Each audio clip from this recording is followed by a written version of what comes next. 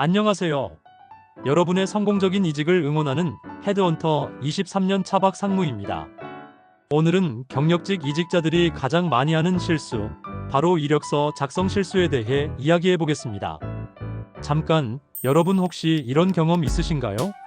분명히 경력도 쌓았고 실력도 있는데 서류에서 계속 떨어지는 경험 말이에요.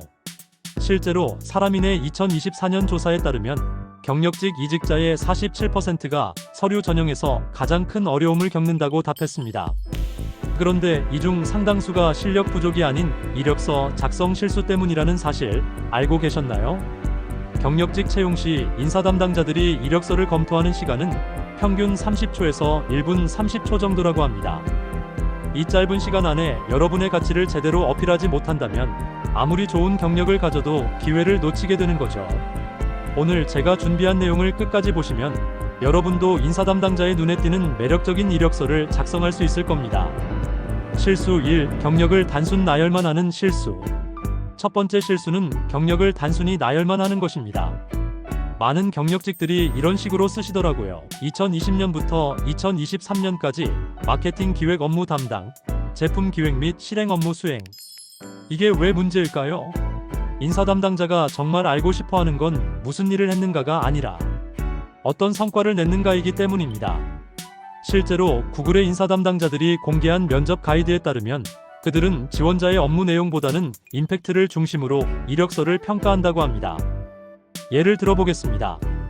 나쁜 예 제품 마케팅 기획 및 실행. 좋은 예 신제품 런칭 캠페인 기획 실행을 통해 6개월 내 매출 30% 성장 기여. 두 번째 문장이 훨씬 임팩트가 있죠. 이것이 바로 성과 중심 이력서 작성의 핵심입니다.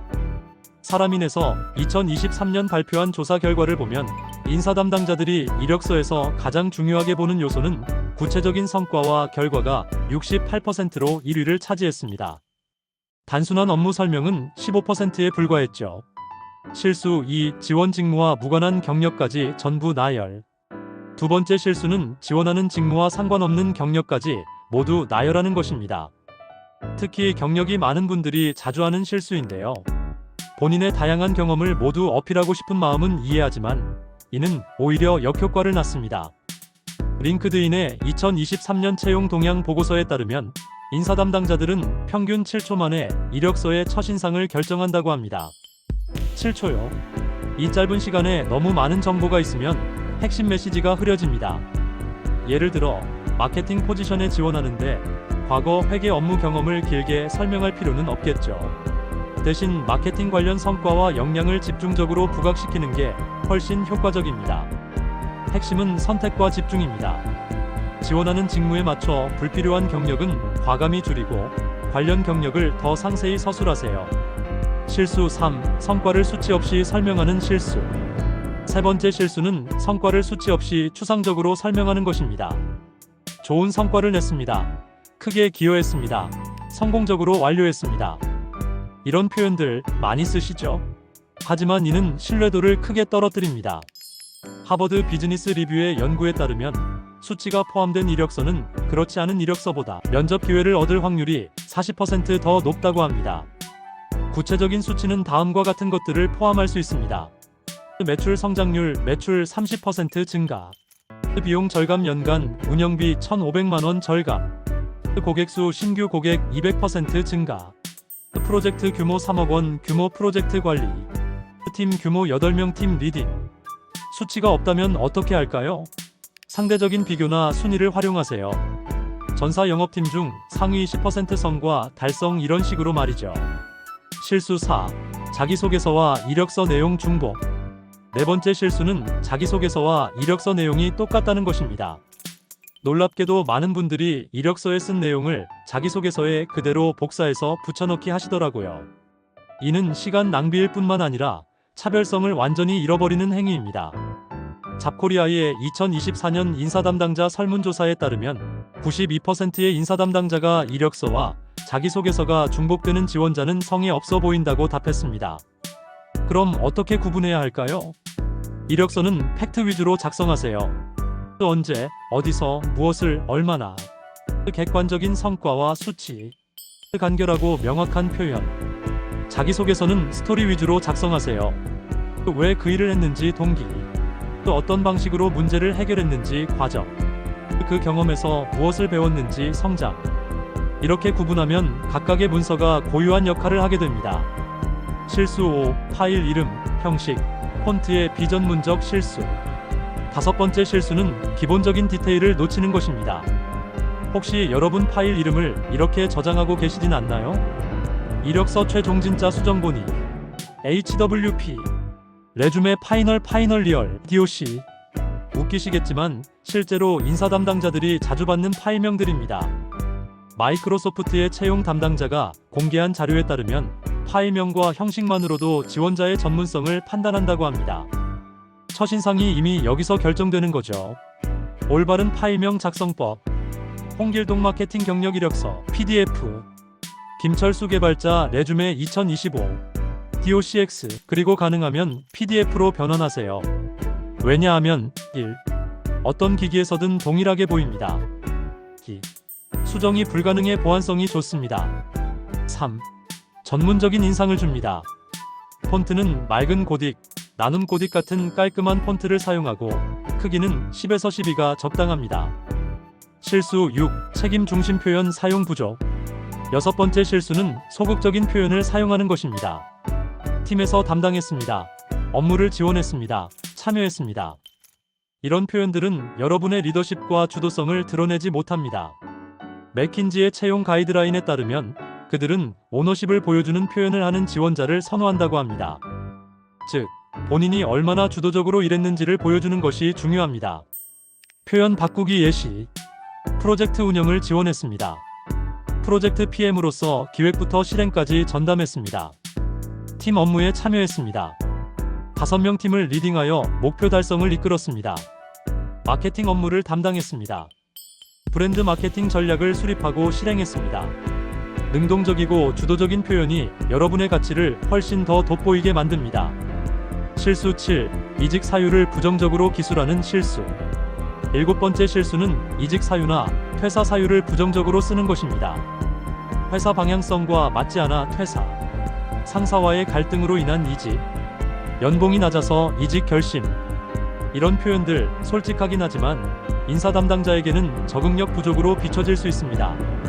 딜로이트의 2023년 채용 트렌드 보고서에 따르면 인사 담당자들은 이직 사유를 통해 지원자의 조직 적응력과 협업 능력을 판단한다고 합니다.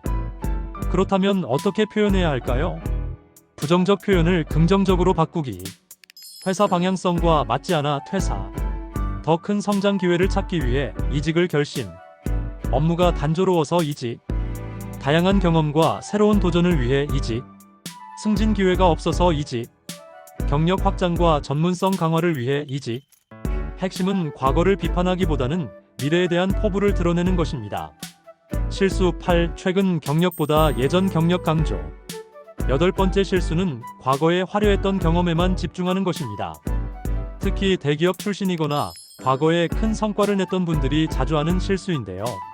10년 전 프로젝트 성과를 길게 설명하면서 최근 3년 경험은 간단히 넘어가는 경우가 많습니다. 하지만 골드만삭스의 채용 가이드라인을 보면 최근 3에서 5년의 경력을 가장 중요한 평가 기준으로 본다고 명시되어 있습니다. 왜냐하면 1. 최근 경력이 현재 실력을 가장 잘 보여줍니다. 2. 업무 환경과 트렌드 변화를 반영합니다. 3. 지원하는 직무와 가장 관련성이 높을 가능성이 큽니다. 따라서 이력서 작성 시 최근 경력부터 역순으로 배치하고 최근 3에서 5년의 성과와 책임을 가장 상세히 기술하세요. 실수 9. 자격증, 수료 교육만 나열하는 실수. 아홉 번째 실수는 실무 성과보다 형식적인 자격증에만 집중하는 것입니다. 많은 분들이 이력서 끝부분에 자격증과 교육 이수 내역을 길게 나열하시는데요. 물론 자격증도 중요하지만 경력직에게는 그 자격증을 실제로 어떻게 활용했는가가 더 중요합니다. IBM의 채용 담당자가 공개한 자료에 따르면 그들은 자격증 보유 여부보다는 실무에서 그 지식을 어떻게 적용했는지를 더 중요하게 평가한다고 합니다. 효과적인 자격증 활용법. PMP 자격증 취득 2023년.